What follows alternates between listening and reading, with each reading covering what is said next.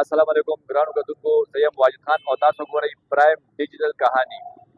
ګرانو کتونکو چې څنګه تاسو له پته ده رمضان المبارک میاشت ده بختوره میاشت ده او په دې میاشت کې چې کوم دی په دنیا کې په هر ملک کې مسلمانانو ته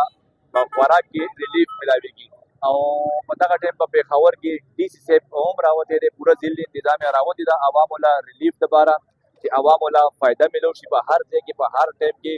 نو ډي سي صاحب هم په موقع باندې دی دې سره به خبرې هم کوو راځئ موږ سره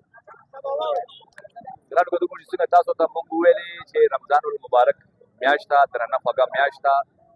ایسي پوره ځل انتظام یا چې څومره ایسي صاحبان دي ټول په روډونو موجود دي هغې سره سره ډي سي صاحب پخپله هم په ذات خود موجود دی دې نه به تپوسونه کوو جي السلام علیکم وعلیکم السلام سر جي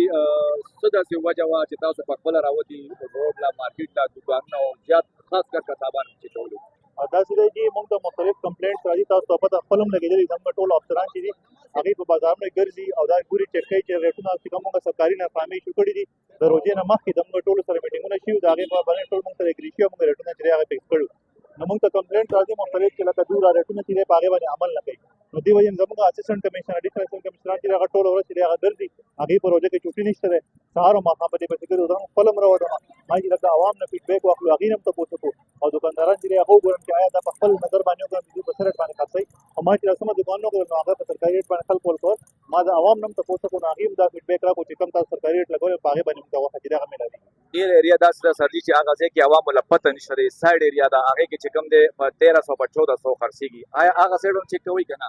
جی بالکل موږ چې څومره ای چیز دی هغې ته موږ دا هم ویلي چې صرف سټي ایریا موږ ځان ته نه فوکس کوو چې کوم سایډ ایریا دي چې هلته هم چې ځکه چې هلته عوام ته هم دومره پته نه سوشل میډیا استعمال هم دومره خلکو سره نه نو خلکو دومره پته نه نو هغه ځایونه موږ فوکس کړي ټارګټ کوي چې هلته خلک چې کوم جاتی کوي یا کوم ګرانۍ شي نو خرڅې د هغې خلاف هم کاروانې شي فوکس صرف په غوښې ولې دی نور ورسره څه نشته دی کجورې فروټ وغیره وغیره نور چې څومره دي هغه دوکانونه هم موږ چک کوو زموږ ډیلي په حساب باندې چې دی موږ ګورو په هغې کې موږ دا ټول چې څومره شی خوردنوش دي که هغې کې بیا سبزیانې هم دي غوښه او ګوشت خو زیاتره کمپلینټ موږ چې دی نه غوښې راځي په سوشل میډیا باندې هم زموږ په وټساپ باندې خلک موږ ته کمپلینټ کوي نو غوښې باندې دې وجې زموږ فوکس زیات دی چې موږ راته پته ده دلته زموږ خلک چې دی په روژه کې غوښه زیات خوښوي او هر سړي دا خواهي چې غوښه روزانه وخوړی شي نو دې وجې نه زموږ چا ریټ سیوا دی سر د هغې خلاف څه قانوني کاروایي داسې دی چې مختلف هغه د یو نیم کس هغه لږ غږ یو نیم کس چې هغه نه ټکېږي نو موږ ورته اول چې دی وارننګ هم ورکوو ځکه چې کاروبار موږ د خلکو نه خرابول غواړو خو چې سړی په وارننګ هم نه پوهېږي په خبره هم نه پوهېږي نو بیا جرمانه کوي جرمانه هم نه بیا سیل کوو جیل ته یې لېږو یو سړی بالکل سرکار ریټ نه مني او خبره نه مني نو د هغې خو بیا حل بل څه نشته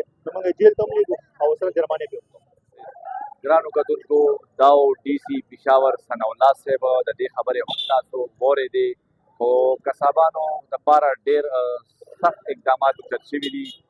دې ته باقاعده دې سره میټینګونه شوي دي دې ته باقاعده ویلي دي چې کوشش کوئ چې د غوښې ریټ سرکاري ریټ باندې خرڅوئ دې کې عوامو له هم فایده ده ستاسو هم فایده او که سرکاري ریټ نه سیوا وي نو د هغې خلاف به قانوني کاروایي کېږي دا به زموږ د نن ویډیو نوې ویډیو سره به ستاسو خدمت کې بیا حاضرېږو د لوی الله پامان